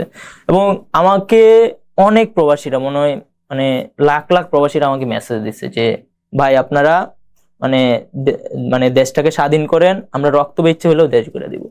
মানে যখন একটা মানুষ এই কথাটা বলতেছে যে আমি আমার রক্ত বেচ্ছে আমি দেশ গড়ে দিব, আপনারা জাস্ট হচ্ছে হাসিনারে তাড়ান, আপনারা এটা শেষটা দেখেন, তখন তো আমরা এটা আরো সাহস পাইছি। যখন ব্র্যাক ইউনিভার্সিটির যারা মানে নিম্নবিত্ত বা মধ্যবিত্ত, তো কেউ আর মানে প্রাইভেট ইউনিভার্সিটি গুলোতে পড়তে পারে নাই, খরচ মানে বেয়ার করার মতো তাদের সক্ষমতা নেই, তো তাদের তো বাপের এনাফ টাকা আছে, তারা কেন আন্দোলনে নামছে? যে হচ্ছে কর্পোরেট অফিসার, যে হচ্ছে বিভিন্ন ভালো ভালো কোম্পানিতে চাকরি করে, অনেক মানুষ নামছে না আন্দোলনে। পলিটিক্যাল মানুষ যারা ছিল তারা হয়তোবা হাসিনার আন্দোলনে মানে পতনের জন্য নামছে, তারা হয়তোবা এরপরে ক্ষমতায় যাবে এই জন্য নামছে, তারা হয়তোবা অত্যাচার নিপীড়নের শিকার হয়ে নামছে। কিন্তু যারা আসলে এটার সাথে কোনো সম্পৃক্ততা নাই তারাও কিন্তু আন্দোলনে নামছে, মানে প্রত্যেকটা মানুষই নামছে। তো তাদের তো কোনো আলাদা স্বার্থ ছিল না, তারা আন্দোলনে নামছে। মানে এইটা আসলে মানে সবারই বিবেকে লাগছে। এবং যখন একটা মানুষ একটা ছোট্ট বাচ্চারে গুলি করার ভিডিও দেখছে, যার একটা ছোট মেয়ে আছে, সে যখন সেই ভিডিওটা দেখছে তখন তো সে ভাবছে যে আমার মেয়েটার গায়েতে বুলেটটা লাগতে পারতো। তো সেই বিবেকের তাড়না থেকেই মানুষের রাস্তায় নামছে আসছে। এন্ড এটার মানে দেখতেই পারছে মূলত সোশ্যাল মিডিয়া থাকার কারণে। সো এই অভ্যুত্থানের মানে সবচেয়ে বড় ভূমিকা যদি আমাকে মানে কেউ জিজ্ঞেস করে, আমি বলবো যে সোশ্যাল মিডিয়া। এবং আমাদেরকে আমাদের মেসেজ গুলো মানুষ পাইছে হচ্ছে সোশ্যাল মিডিয়ার মাধ্যমে। মানুষে মানে আমাদেরকে মেসেজ করতো যে নেক্সট কর্মসূচি কবে, এবং মানে আমার স্পষ্ট মনে আছে আমরা কমেন্ট দেখতাম যে আসলে মানুষ নেক্সট কি চাইতেছে। আমরা কিন্তু 30 জুলাই বা 31 জুলাই মাসে এক দফা ঘোষণা করি নাই, আমরা 1 আগস্টে করি নাই। মানুষ কিন্তু 30 জুলাই থেকেই চাইছে। ইন্টারনেট আবার যখন আসছে তখন থেকে মানুষ এক দফার জন্য চাইছে, আমরা কিন্তু দেই নাই। যখন দেখলাম মানুষ নিজে থেকে এক দফার ঘোষণা দিয়ে দিচ্ছে, মানুষের পোস্ট দিচ্ছে যে এক দফা, মানুষের কমেন্ট করতেছে যে এক দফা, তখন আমরা হচ্ছে 3 জুলাই গিয়ে এক দফা মানে মানে 3 আগস্ট গিয়ে আমরা এক দফার ঘোষণা দিয়েছি। তো এখানে মানুষের মতামতটা আমরা দেখেছি আসলে মানুষ কি চায়, এবং মানুষের চাওয়া থেকেই প্রত্যেকটা ডিসিশন নেওয়া হয়েছে। মানে এখানে আমাদের পার্সোনাল মানে আমি মনে করি আমার কোনো পার্সোনাল ডিসিশন ছিল না, মানুষের ডিসিশন ছিল। এবং যখন মানে আমাদের ডিবিতে গিয়ে সমন্বয়ক যে 6 জন গিয়েছিল ডিবিতে, তাদেরকে অস্ত্রের মুখে মানে আন্দোলন প্রত্যাহার করানো হয়েছিল, তখন কিন্তু তাদের এই প্রত্যাহারটা মানুষ মেনে নেয় নাই। মানুষ বলছে কি মানে আমরা সবাই সমন্বয়, এই যে 55 জন বা যে কয়জন লিস্টেড ছিল এই কয়জনই না, আমরা প্রত্যেকেই সমন্বয়। এবং আমরা বলছি যে আমরা যদি নাও থাকি আপনারা নিজ দায়িত্বে আন্দোলন চালিয়ে নিয়ে যাবেন এবং এটা শেষ আপনারা দেখবেন। তো এই জায়গাটাই হচ্ছে সোশ্যাল মিডিয়ার ভূমিকা ছিল। জুলাই অভ্যুত্থানের পর দেশের বিশ্ববিদ্যালয়ের রাজনীতিটা আসলে কেমন হওয়া উচিত বলে মনে করছো? অবশ্যই এটা সহাবস্থানের রাজনীতি হইতে হবে। এখন অভ্যুত্থানের সময় কিন্তু আমরা সবাই এক ছিলাম। অভ্যুত্থানের সময় আমরা সবাই এক ছিলাম এবং আমরা একটা জিনিস চাইছি, আমাদের লক্ষ্য একটা ছিল। মানে বিভিন্ন মতামত ছিল, বিভিন্ন মতাদর্শের মানুষ ছিল, বিভিন্ন শ্রেণী পেশার মানুষ ছিল, বিভিন্ন ক্লাসের মানুষ ছিল, কিন্তু আমাদের গোল ছিল একটা, যে আমরা শেখ হাসিনার পতন চাই। কিন্তু অভ্যুত্থান পরবর্তী সময়ে যারা বিভিন্ন পলিটিক্যাল পার্টির ছিল তারা তাদের পার্টিতে ফিরে গেছে, যারা বিভিন্ন পেশার মানুষ ছিল তারা তাদের পেশায় ফিরে গেছে, যারা শিক্ষার্থী ছিল তারা প্রতিষ্ঠানে ফিরে গেছে, যারা ছাত্র রাজনীতি করতো তারা তাদের নিজস্ব দলে ফিরে গেছে, নিজস্ব সংগঠনে ফিরে গেছে। তো আমাদের তো কোনো সংগঠন ছিল না এবং আমরা অভ্যুত্থান পরবর্তী সময়ে সহাবস্থানের রাজনীতিটা চাইছি। যেমন ক্যাম্পাসে আমরা দেখলাম, আমি যখন ফার্স্ট ইয়ারে আসলাম ক্যাম্পাসে আর কোনো দল নাই, দল একটা, সেটা ছাত্রলীগ। আর কেউ কোনো দলের কথা বললে তার মাইর খাইতে হইতো, তার হচ্ছে হামলা স্বীকার করতে হইতো। ছাত্র দলের কেউ পরীক্ষা দিতে পারে নাই, শিবিরের কেউ পরীক্ষা দিতে পারে নাই, ফেসিবাদ বিরোধী রাজনীতি করে এরকম মানুষজন পরীক্ষায় বসতে পারে নাই। আমরা নূর ভাইকে দেখছি মাইর খাইছে, আমরা হচ্ছে নাহিদ ভাইদেরকে দেখছি যে অভ্যুত্থানের আগেও বিভিন্ন আন্দোলন সংগ্রামে তারা মাইর খাইছে, ক্যাম্পাসে ঠিক মতো যাইতে পারে নাই। তো ফেসিবাদ বিরোধী রাজনৈতিক ছাত্র সংগঠন যারা ছিল কেউ আসলে ক্যাম্পাস জীবনটা স্বাভাবিকভাবে কাটাইতে পারে নাই, তাদেরকে বিভিন্ন অত্যাচার, নির্যাতন, নিপীড়নের শিকার হতে হয়েছে। তো অভ্যুত্থান পরবর্তী সময় আমরা এটা চাই নাই। আমরা এটা মানে শক্তভাবেই বলছি যে, এবং আমরা মানে বলছি যে ক্যাম্পাসে আসলে ছাত্র রাজনীতির পাশাপাশি হচ্ছে মানে ছাত্র সংসদ গুলা চালু করতে হবে। তাহলে হচ্ছে শিক্ষার্থীরা তাদের মানে মুক্ত চিন্তার জায়গাটা আরো বড়ভাবে পাবে, স্পেসটা পাবে। এন্ড ততদিন তো আমাদের বিশ্ববিদ্যালয়ে মনে হয় 1991 সালে চাকসু নির্বাচন হয়েছিল, এরপরে আর হয় নাই, এরপরে 2025 সালে হয়েছে। তো এই যে মানে ছাত্র সংসদ গুলো অকেজো ছিল এবং একটা দলের আধিপত্য ছিল, এটা আমরা চাই নাই। এবং এটা মানে দুঃখজনক যে নতুন করে অনেকেই হচ্ছে আধিপত্য বিস্তার করতে চায়। আমি তো চট্টগ্রাম বিশ্ববিদ্যালয়ের শিক্ষার্থী, আমাদের বিশ্ববিদ্যালয়ে আমি ছাত্র শক্তির রাজনীতির সাথে যুক্ত আছি, যেটা এনসিপির আদর্শিক ছাত্র সংগঠন। তো আমাদের বিশ্ববিদ্যালয়ের কমিটিটা হয়েছে মাস দেড়েক হবে, ছাত্র শক্তির কমিটি। তো সপ্তাহখানেক আগে ছাত্র দলের হামলা শিকার হয়েছে আমাদের চট্টগ্রাম বিশ্ববিদ্যালয় ছাত্র শক্তির মুখ্য সংগঠক রাকিব। সে আমার বন্ধু এবং যে মারছে সেও আমার বন্ধু, সে হচ্ছে বিশ্ববিদ্যালয় ছাত্র দলের ক্রিয়া সম্পাদক। এবং তার সাথে আমি যখন মানে ক্যাম্পাসে প্রথম যাই তার সাথে আমার মানে প্রথমেই পরিচয় হয়েছে তার সাথে। আমরা একসাথে মানে আমি হচ্ছে ক্যাম্পাসে ক্লাস শুরু হওয়ার প্রায় 2 মাস আগে আমি চলে গেছিলাম। তো তখন থেকে আমি মানে খেলাধুলা করতাম অনেক বেশি, ক্রিকেট, ফুটবল। তো তার সাথে তখন আমার খেলার মাঠে পরিচয়, এবং সেই বন্ধুই হচ্ছে আমার আরেক বন্ধুকে, ছাত্র শক্তি বন্ধুকে মারছে অভ্যুত্থানের পরে। তার হচ্ছে মানে সে মারছে কেন, সে ছাত্র দল করে, সে এখন মানে তাদের দল ক্ষমতায়, তারা এখন সেই পাওয়ারটা আছে তার। তো এই যে এই জিনিসটা তো আমরা চাই না। এবং যে বন্ধুটা মাইর খেয়েছে সে কিন্তু অভ্যুত্থানের সম্মুখসারিতে ছিল, মানে আমি জানি না মিডিয়াতে এটা কতটুকু আসছে। তো এই জিনিসগুলো তো আমরা চাই নাই। ইভেন আমি হচ্ছে তাকে মানে যে ছাত্রলীগ ক্রিয়া সম্পাদক আমার বন্ধু, তাকে হচ্ছে আমি মেসেজ দিলাম, মানে আমি তাকে মেসেজটা দিতে চাই নাই। ছাত্রলীগের ক্রীড়া সম্পাদক, ছাত্র দলের, আচ্ছা হ্যাঁ ছাত্র দলের, মানে তাকে আমি মেসেজটা দিতে চাই না। তাও আমি মানে সে আমার খুব খারাপ লাগছে যে মানে একই সাথে আমরা ক্যাম্পাসে আসলাম, একই সাথে আমরা চললাম, অভ্যুত্থানও করলাম একসাথে, তুই আবার মানে অভ্যুত্থানের পরে এখন ছাত্রদল করে দেখে ছাত্র শক্তির একজনকে মারতে হবে। মানে সে একটা অন্যায় করছে, ধরেন একটা অন্যায় করছে, তাই বলে তার গায়ে হাত তুলতে হবে? এটা তো প্রশাসন আছে, বিচার করবে। আমরা আছি, আমরা তো বন্ধু, দলের পরেও তো আমাদের নিজেদের একটা বন্ধুত্বের জায়গা আছে, সেটা আমরাও সলভ করতে পারতাম। তো আমি তাকে মেসেজ দিলাম যে বন্ধু আসলে ক্ষমতা তো চিরস্থায়ী না, এটা যেটা করছো সেটা উচিত করস নাই, আর কিছু আমি তাকে বলি নাই। তো এই যে অভ্যুত্থান পরবর্তী সময়েও আসলে ছাত্রলীগ ক্যাম্পাসে নাই, কিন্তু ছাত্রলীগের কালচার গুলা প্র্যাকটিস করা হচ্ছে, এইটা আসলে উচিত না। এটা আমরা মানে শক্তভাবেই অবস্থান আছে আমাদের এখানে। তো এইগুলা আসলে যদি করে, যারা করবে তাদের বিরুদ্ধে আমাদের অবস্থান থাকবে। এখন সে আমাদের অভ্যুত্থানের সহযোদ্ধা হয়েও যদি সেই কাজগুলা করে, তাহলে তো তার বিরুদ্ধে আমার কথা বলতে হবে। তখন আমি আসলে দেখতে পারবো না যে আসলে কি আমার অভ্যুত্থানের সহযোদ্ধা ছিল, কি আমার বন্ধু ছিল। মানে ফেসিজম এবং অন্যায় খারাপ কাজ তো খারাপ কাজই, সেটা যেই করুক সেটাকে ঘৃণা করতে হবে, সেটার বিরুদ্ধে দাঁড়াইতে হবে, এই আর কি। রাফি, জুলাই অভ্যুত্থানে যে পরিবারগুলো শহীদ হলো, শহীদ পরিবারের কথা বলছি আমি, যে শহীদ পরিবারের আহাজারিগুলো প্রায়ই শোনা যায়। আবার যারা জুলাই অভ্যুত্থানে আহত হয়েছেন তাদের চিকিৎসার ব্যবস্থা নিয়ে অভিযোগ উঠেছে। এই ব্যর্থতাটা আপনি কাকে দেবেন? এটা অবশ্যই কর্তৃপক্ষের।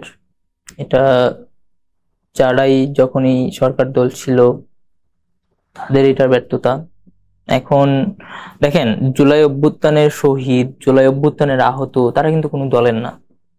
আমি পার্সোনালি মনে করি এটা দলের হওয়া উচিত না। আওয়ামী লীগ আসলে তারা মানে তাদেরকে বিভিন্ন সমস্যার মুখোমুখি হইতে পারে, কিন্তু এই নতুন বাংলাদেশে আর আওয়ামী লীগ আসার কোনো সুযোগ নেই, এবং এটা বাংলাদেশের জনগণ এটা তাদেরকে রুখে দেবে। তো যারাই যখন সরকারে থাকবে তাদেরই মানে তাদেরকে মানে জুলাইয়ের আহত, জুলাইয়ের শহীদদেরকে আপন করে নিতে হবে। আগে ইন্টিরিম ছিল, ইন্টিরিম যতটুকু পেরেছে করেছে, বাট এটা এনাফ না। আরো অনেক মানে ভালো কিছু উচিত ছিল। ইন্টারিমের স্বাস্থ্য উপদেষ্টা টোটালি ফেইল্ড, মানে সে আসলে কি যে করছে আমরা জানি না। এবং এগুলো নিয়ে আমরা অভ্যুত্থান মানে ইন্টারিম সরকার গঠন হওয়ার পর থেকে আমরা কথা বলতেছি, কিন্তু আসলে মানে কিছুই হয় নাই। তো মানে করে নাই যে এরকম না, করেছে, কিন্তু এটা এনাফ না, আরো ভালো কিছু হতো। আমরা এখনো শুনি যে আমাদের এখনো অনেকেই আহত অবস্থায় আছে, অনেকেই চিকিৎসা নিচ্ছে, বাট অনেকেই হচ্ছে টাকার অভাবে চিকিৎসা নিতে পারতেছে না, অনেক আহত আছে, আমাদের কাছে আসে। তো আমরা কি করবো বলেন? মানে এমন হয়েছে যে একটা শহীদ ফ্যামিলি, আমি হচ্ছে চিনবেন আপনারা, ওই অভ্যুত্থানের পর পর আমার একটা ফ্যামিলির সাথে দেখা হয়, সেটা হচ্ছে শহীদ শান্তর ফ্যামিলি, চিটাগাং এর। তারা হচ্ছে যে বাসাটায় থাকে, ওই বাসাটা হচ্ছে সিএমপি থেকে দেওয়া হয়েছে। তো এটা 1 বছর করে দেওয়া হয়েছে। তো এতদিন চলছে, কিন্তু এরপরে তখন মানে ইন্টারিমের সময়কার কমিশনার চেঞ্জ হয়েছে, এরপরে আসলে মানে ওইভাবে তারা রেসপন্স পাইতেছে না। আমাকে কল দেয়, আমি সিএমপি তে কল দেই, কিন্তু আসলে ওই রকম রেসপন্সটা নাই, দায়টা নাই, দরদটা নাই। তো এইটা তো আসলে হওয়া উচিত না। মানে এই জুলাইয়ের যতগুলা বিপদগ্রস্ত, যতগুলা মানে অসুবিধায় ফ্যামিলি আছে, যতগুলা শহীদ পরিবার, আহত পরিবার আছে, প্রত্যেকটা পরিবারের দায়িত্ব হচ্ছে সরকারকে নেওয়া উচিত। সরকার করতেছে, এবং বর্তমান সরকারও হচ্ছে করতেছে, এটাকে আমরা অ্যাপ্রিসিয়েট করি, কিন্তু তাদের দাবি দাওয়াগুলা এইগুলা শোনা উচিত আরো। এবং মানে একটা খুবই খারাপ ব্যাপার আমরা মাঝে মধ্যে খেয়াল করি, যে যারা আসলে বিএনপি পন্থী শহীদ, বিএনপি পন্থী আহত, সেই ফ্যামিলি গুলাকে হচ্ছে আলাদা করে ফ্যাসিলিটিস দেওয়া হয়। তো এইগুলা তো আসলে অন্য ফ্যামিলি গুলাকে আরো মানে আঘাত করে, কষ্ট দেয়। তো এইগুলা তো উচিত না। তো যারা আসলে এখনো চিকিৎসা পায় নাই ঠিকঠাক, অনেকেই এখনো হচ্ছে তারা ওষুধ খাইতে পারে না টাকার অভাবে, অনেকেই হচ্ছে টাকার অভাবে চিকিৎসা করতে পারতেছে না। সরকারের উচিত তাদের দায়িত্ব নিয়ে চিকিৎসাগুলা করানো, এবং যে পরিবারের যে সমস্যাগুলো, সেই সমস্যাগুলা সমাধান করা। আচ্ছা, শান্তর পরিবারের যে আপনি কথাটা বললেন যে সিএনপি তে বারবার আপনারা যোগাযোগ করেছেন, কিন্তু কোনোভাবেই কোনো এটা হচ্ছে সলিউশন আসেনি। যে ইন্টারিমের সময়কার যে কমিশনার ছিল, তারপরে যিনি কমিশনার গিয়েছেন, ওনার সাথে বর্তমান আমি যিনি কমিশনার আছেন, ওনার সাথে আমি যোগাযোগ করার চেষ্টা করেছি, কলও দিয়েছি, আমি রেসপন্স পাই নাই। তো এখন ধরেন ওই পরিবারটাকে আমি কি বলবো? কোনো আশ্বাস দেয়নি নাকি ওনার সাথে কোনোভাবে আমি যোগাযোগই করতে পারিনি। আমি 2-3 বার কল দিয়েছি ওনাকে, আমি পাইনি। তো এই যে পরিবারটা আমাকে বারবার কল দিচ্ছে, আমাকে মনে হয় লাস্ট অনেকবার কল দিয়েছে, আমি আপনাকে দেখাইতে পারবো। আমি হচ্ছে তার কলটা রিসিভ করতে পারিনি। আমি কি বলবো বলেন? ধরেন আমি মানে কলটা রিসিভ করলাম, রিসিভ করে তো আমার কিছু বলার নাই, মানে আমি তো তারে কিছু বলতে পারবো না, কারণ সে যেটা চায় মানে চাচ্ছে সেটা তো আমি তাকে দিতে পারতেছি না। আমার তো আসলে মানে তাকে বলার মতো কিছু নাই। আমি জানি সে আমাকে কি জন্য কল দিচ্ছে, এবং তার কলটা পেয়েই আমি হচ্ছে আবার মানে কর্তৃপক্ষকে কল দিয়েছি, কিন্তু তারা আমার কলটা ধরে নাই। এই যে দেখেন, আমাকে লাস্ট হচ্ছে মে মাসের 9 তারিখ 2026 সাল কল দিয়েছে। এর আগেও আমাকে হচ্ছে এপ্রিলের 7 তারিখ 2026-এ কল দিয়েছে। আমার তাদের সাথে কথা হয়েছে লাস্ট হচ্ছে এপ্রিলের 5 তারিখ। তো এরপরে আমি অনেকবার ট্রাই করেছি, কর্তৃপক্ষের সাথে যোগাযোগ করতে, আমি পারি নাই। তো রাজনৈতিক ভাবে তো আমরা আসলে এতটা স্টেবল না যে আমার পার্টি তাদেরকে দেখতে পারবে। আমাদের পার্টির সেই সক্ষমতা নাই, এবং ব্যক্তিগতভাবে আমারও সেই সক্ষমতা নাই যে আমি তাদেরকে দেখতে পারবো। আমি হচ্ছে সে গিয়ে হয়তো বা একদিন তাদের বাসায় খেতে পারবো, 1 কেজি আপেল আঙুর নিয়ে যেতে পারবো। তো হয়তোবা আমার যে ছোট বোনটা আছে শহীদ শান্তর, তাকে আমি হচ্ছে কিছু একটা গিফট করতে পারবো, কিন্তু আমি তো হচ্ছে মানে তাদের পরিবারের দায়িত্বটা নিতে পারবো না। সো এগুলা সরকারের দেখা উচিত, যারা দায়িত্বে আছে তাদের দেখা উচিত। আপনি একবার বলেছিলেন যে 47, 71 বা 24 কারোর বাপের না। এই বক্তব্যের মাধ্যমে আসলে আপনি কি বোঝাতে চেয়েছেন? দেখেন, বাংলাদেশের যেই মানে ইম্পর্টেন্ট হিস্ট্রি গুলা আছে, সেগুলাকে কেউ না কেউ হচ্ছে পুঁজি করতে চায়, কেউ না কেউ হচ্ছে সেগুলাকে নিজের বানায় ফেলতে চায়। দেখেন 1971 সাল, এটাতে কি শুধুমাত্র আওয়ামী লীগই যুদ্ধ করছে?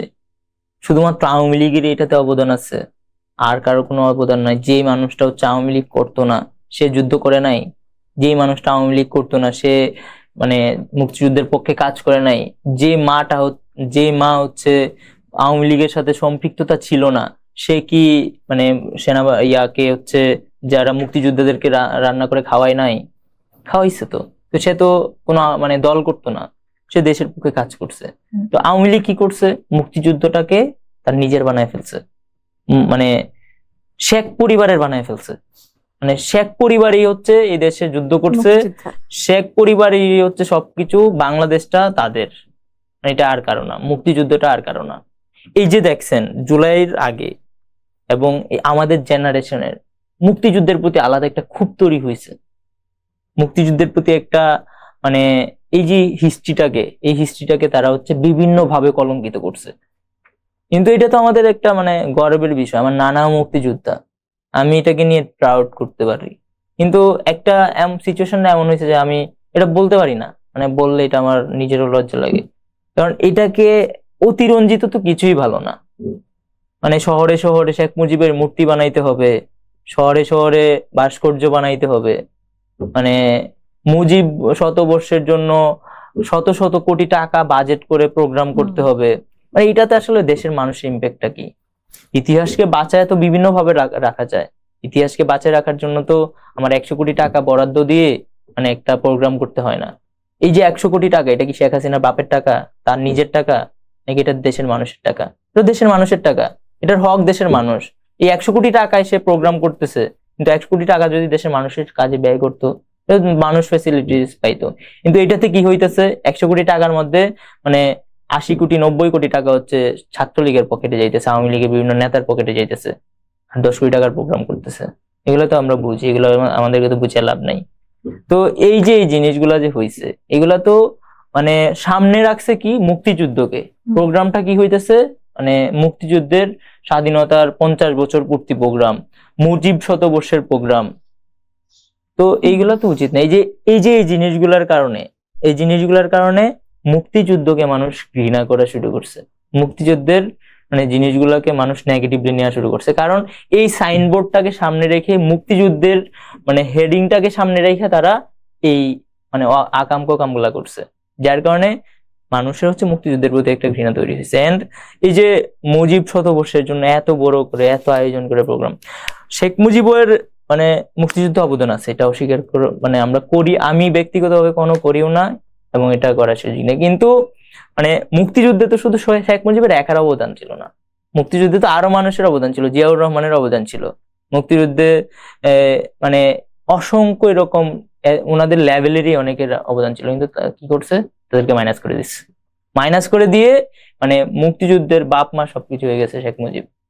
এই জিনিসগুলো তো মানে মানুষ পজিটিভলি নেয় না। এন্ড প্রত্যেকটা বইয়ে, প্রত্যেকটা মানে পাতায়, প্রত্যেকটা জায়গায় দেখা গেছে যে মানে শেখ মুজিব মুক্তিযুদ্ধ, শেখ মুজিব মুক্তিযুদ্ধ, আমাদেরকে লিখতে হয়েছে শেখ মুজিব এবং মুক্তিযুদ্ধ একই সূত্রে গাথা। এটা একে অপরের মানে মানে কি জানি বলে, এটা একে অপরের সাথে সম্পৃক্ত, পরিপূরক। এটার বিপরীতে কিছু নেই। তাহলে জিয়াউর রহমান কোথায় ছিল? জিয়াউর রহমানের তো অবদান আছে অনেক মুক্তিযুদ্ধে। আমার কাছে মনে হয় শেখ মুজিব তো জেলে ছিল মানে মুক্তিযুদ্ধের সময়, সে তো সরাসরি ছিলই না, আমার কাছে মাঝে মধ্যে মনে হয় এটা হয়তো একটা নাটক ছিল, সে হচ্ছে ইচ্ছাকৃতভাবে সে নিজেকে গ্রেপ্তার করাইছে। এটা তো আমি বলতে পারি, এটার পিছনে অনেক লজিক আছে। কিন্তু মানে ইয়াতে থেকে, স্পটে থেকে এই মুক্তিযুদ্ধে সরাসরি মানে অংশগ্রহণ করে যারা এই জিনিসটা লিড দিছে, তাদেরকে মুক্তিযুদ্ধের পরে নাই করে দিচ্ছে। মুক্তিযুদ্ধের মানে পরে, অনেক পরেই তো শেখ মুজিব দেশে প্রত্যাবর্তন করছে, তাই না? তো 10 জানুয়ারি প্রত্যাবর্তন করছে। এই সময়টায় যেদিন থেকে গ্রেপ্তার হয়েছে 26শে মার্চের প্রথম প্রহর থেকে 10 জানুয়ারি 1972 পর্যন্ত, এই সময়টা কারা নেতৃত্ব দিছে? এই সময়টায় যারা নেতৃত্ব দিছে এরাই তো আসলে মুক্তিযুদ্ধটাকে মানে পূর্ণতা দান করছে। এরাই মানে স্বাধীনতার জন্য সবচেয়ে বড় ভূমিকা পালন করছে। মানে আমরা তো জুলাইয়ের সাথে জিনিসটাকে রিলেট করতে পারি।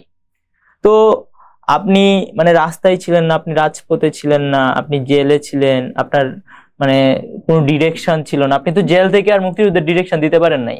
মানে একটা যুদ্ধ সেটা পরিচালনা করার জন্য তো লিডারশিপের দরকার। এখানে যারা ডিরেকশন দিচ্ছে তারাই তো লিডার।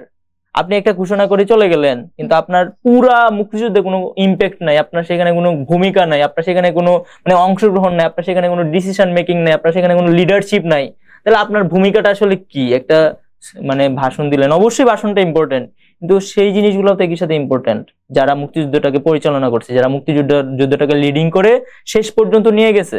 ধরেন জুলাইয়ে যদি আমরা হচ্ছে মানে আমাকে প্রথমেই গ্রেফতার করে ফেলতো, ধরেন 1 জুলাই আমাকে গ্রেফতার করতো, আমি কি 11 জুলাই দাঁড়াইতে পারতাম পুলিশের বুলেটের সামনে? না। অন্য হয়তো আরেকটা প্রেক্ষাপট তৈরি করতো, সেটা অন্য কেউ তৈরি করতো, তাই না? তো জিনিসটা তো এরকম। সো মানে আমার কাছে মনে হয় যে মানে এই মুক্তিযুদ্ধের পর থেকে আওয়ামী লীগ মুক্তিযুদ্ধটাকে আওয়ামী লীগীকরণ করছে, মুক্তিযুদ্ধটাকে মানে মুজিবীকরণ করছে, শেখ পরিবারীকরণ করছে। সো এই জায়গাটা থেকে হচ্ছে মানুষের একটা ঘৃণা তৈরি হয়েছে। কিন্তু মুক্তিযুদ্ধের এগেনস্টে মানুষের কোনো ক্ষোভ নেই। মুক্তিযুদ্ধকে মানুষ ওন করে, আমি নিজে এটাকে ওন করি। আমার নানা একজন মুক্তিযোদ্ধা। তো এই মানে আমি হিস্ট্রি গুলা খুব কাছে থেকে শুনছি, আমার নানুর কাছ থেকে শুনছি, আমার মায়ের কাছ থেকে শুনছি। তো এই হিস্ট্রি গুলো তো আমরা জানি। আমার আর এক খালামুনির মানে শ্বশুরও মুক্তিযোদ্ধা, তো আমার ফ্যামিলিতে অনেক মুক্তিযোদ্ধা রয়েছে। তো এই জিনিসগুলোকে তো সেল করার কিছু নাই। মুক্তিযুদ্ধ তো আসলে সেল করার কিছু না, একই সাথে জুলাইও সেল করার কিছু না। মানে ইতিহাস কখনো মানে বিক্রয়যোগ্য জিনিস হইতে পারে না। সো মানে 24কেও যেন কেউ কোনোভাবে নিজের দলীয়করণ করতে না পারে, 24কে যেন কেউ নিজের কইরা নিতে না পারে। 24 সবার, 24-এ যারা অংশগ্রহণ করছিল, এই জুলাইয়ের 36 দিন যারা প্রত্যক্ষ এবং পরোক্ষভাবে রাজপথে ছিল, যারা এই আন্দোলনের সাথে ছিল, সোশ্যাল মিডিয়াতে বলেন, অনেকেই যারা দেশের বাইরে ছিল, প্রত্যেকটা মানুষ যারা ছিল সবাই এই 24-এর দাবিদার, সবাই এই 24-এর অংশ, সবার এই 24টা। এটা কারো বাপের না, এটা কারো বাপ দাদার সম্পত্তি না, এবং এটা হইতে পারে না। এটা যখনই হইতে চাইবে এবং কেউ করতে চাইবে, এটার এগেনস্ট আমি, কেউ না দাঁড়ালে আমি দাঁড়াবো, আমি এটার বিরুদ্ধে কথা বলবো, সে যেই হোক। সো এই জন্য বললাম যে 47 আমাদের মানে দেশ ভাগের শুরু থেকে তারপরে যতগুলা হিস্ট্রি আছে আমাদের দেশের, 47, 52, 58, 62, 66, 69, 70, 71, 90, 24, 18 সবগুলাই এই দেশের প্রত্যেকটা মানুষের। এটা বাংলাদেশের এই ইতিহাসগুলা, এগুলা কোনো দলের না, কোনো পার্টির না। হয়তোবা নেতৃত্বে অনেকেই থাকতে পারে, কিন্তু নেতৃত্বে থাকলেই যে তার এটা, ব্যাপারটা এরকম না। আমি তখনই নেতা যখন আমার মানে মানুষজন এইটার জন্য, এই ইস্যুটার জন্য আসছে, আমার নেতৃত্বে আসে না, আমি কথা বলতেছি এটা নিয়ে, এই জন্য আসছে। সো মানে 47, 71, 24 বাংলাদেশের প্রত্যেকটা হিস্ট্রি হচ্ছে বাংলাদেশের, এটা কারো একার না। তরুণরা যে নতুন বাংলাদেশ বিনির্মাণের স্বপ্ন দেখেছিল, 2026-এ এসে সেই স্বপ্ন কতটুকু বাস্তবায়িত হয়েছে বলে মনে করছেন? আসলে আপনার অনেক দিনের একটা ক্ষত, সেই ক্ষতটা মানে এত কম সময়ে শুকায় যাবে না। মানে আমার 17 বছরের একটা ব্যথা, সেই ব্যথাটা আমার 17 মাসে এটা মানে ভালো হয়ে যাওয়াটা এটা সম্ভব না আসলে। মানে আমরা অনেক কথাই বলি, কিন্তু প্রত্যেকটা জিনিসেরই আসলে একটা সময় আছে। মানে 17 বছরের যে সমস্যাগুলা, 17 বছরের আমাদের যে না পাওয়াগুলা, সেই জায়গা থেকে আমাদের আক্ষেপের জায়গা অনেক, আমাদের আকাঙ্ক্ষার জায়গা অনেক, আমাদের প্রত্যাশাটা অনেক উপরে। কিন্তু এই প্রত্যাশাটা মানে পূর্ণ হওয়ার জন্য, কাজ করার জন্য একটা সময় দরকার। তো কিছু যে হয় না এরকম না, অনেক কিছুই হয়েছে। অভ্যুত্থান পরবর্তী সময়ে এদেশের মানুষ সমালোচনা করতে পারতেছে, আমি স্বাধীনভাবে কথা বলতে পারতেছি। আজকে ফেজ অফ পিপল হচ্ছে সঠিক সংবাদটা প্রচার করতে পারতেছে, তাদের কাজে কেউ বাধা দিচ্ছে না, বা যদি কেউ বাধা দেয় তখন আমরা আমরা যদি জানি আমরা ফেস দ্য পিপলের পক্ষে দাঁড়াবো। নট অনলি এটা ফেস দ্য পিপল, বাংলাদেশের কোনো মিডিয়ার যদি তারা সত্য সংবাদ প্রকাশে বাধা পায়, সেটা যদি আমরা জানি আমরা তাদের পক্ষে দাঁড়াবো, এবং যে বাধাগ্রস্ত করতে চাইবে তাদের এগেনস্টে আমরা দাঁড়াবো।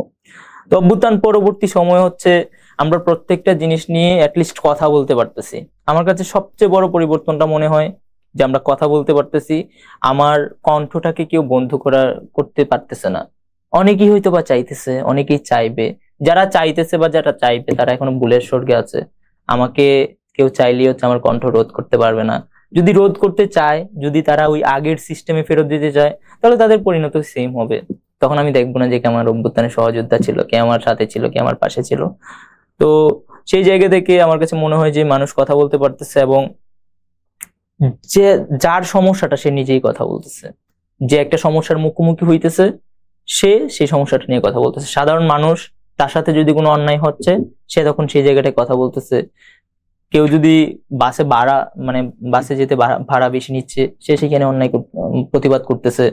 তো প্রত্যেকটা অন্যায়ের বিরুদ্ধে আমরা তো এমন একটা বাংলাদেশে চাইছিলাম যেখানে অন্যায় হবে সেখানেই মানুষ রুখে দাঁড়াবে।